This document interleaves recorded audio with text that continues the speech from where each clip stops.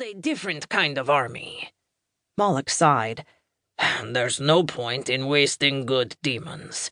Let them thaw and think about what they've managed to get themselves into. It's way too fucking hot for ice to last long down here. Baal pulled his leg back and punted a frozen head. It sizzled when it landed in a stream of lava 100 feet away.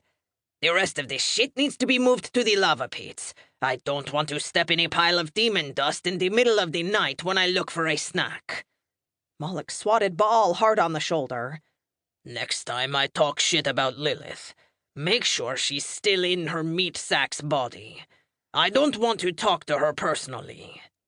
Baal put his hands on his hips and looked around. No shit. I hate to break up this touching moment between the two of you, but you need to release me, Tiamat snarled. Moloch and Baal turned to the giant-beaten Leviathan. A small runt of a demon had become a little too curious. He inched closer to her, and she snapped at him and missed. The demon jeered, but Tiamat's tongue lashed out, wrapped around the demon, and dragged it back between her jaws. She pulverized the demon with her vicious teeth.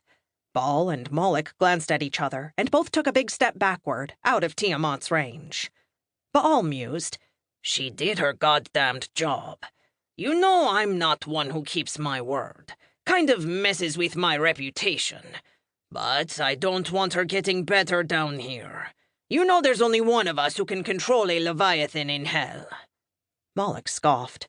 If you haven't noticed, it looks like she's about to bite the dust. Several smaller demons started to gather around her. She swished her tail violently, smacking several off into the distance. Baal shrugged his shoulders. If it were me, I might just let the demons kill her.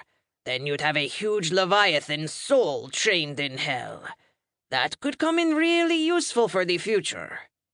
Moloch waved his large taloned hand. There are 6 more. We don't go back on our word.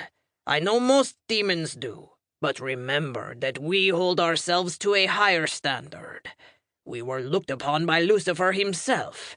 He may be a demon, but he keeps his word almost every single time, and expects us to as well. Baal conceded the point. I suppose you're right. The last thing I want to do is go through all that we went through today, and then have to face an angry Lucifer. I need a vacation, a bowl of fresh puppies, and some wench to rub my tired feet.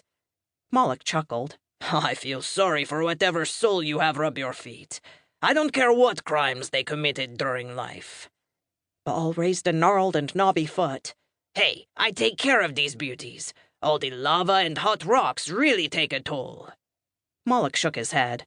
Come on, let's get this Leviathan back Earthside, so we can wash our hands of it. Doesn't look like she's gonna last much longer. Moloch turned toward Tiamat and whistled in her direction. She grumbled and carefully lifted her head off the ground, barely able to move. The 2 demons slowly opened a gate right next to her. She took her time getting to her feet as they watched impatiently. Baal looked down at his fingernails. Any time today, beast. I may have eternity down here, but that doesn't mean I want to spend it with you. I just don't understand what is taking so long, the general muttered as he looked out the window on the observation deck of the ship. The captain peered at the island and tried to calm the general. Sometimes these things take time. That was a big motherfucker. Anything on the video surveillance? The general walked over and stared at the screen. The petty officer adjusted the clarity of the screen and scanned the island. The trees swayed gently in the breeze, and water lapped quietly against the shore. Other than that, there was no sign of Katie or the Leviathan anywhere. The petty officer slowly shook his head, and the general rubbed his forehead. It's been an hour since we've seen either one of them. We've got no view of them, no view of the Leviathan, and no idea whether we should be sending in more forces.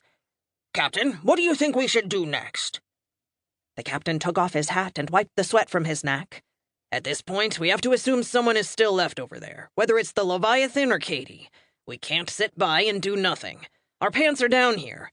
I suggest we go ahead and send in the SEALs. They've been locked and loaded and ready to go since before this mission started. I can have them here within minutes. The general walked back to the window and rubbed his chin. I would hate for anyone else to get killed because I'm impatient.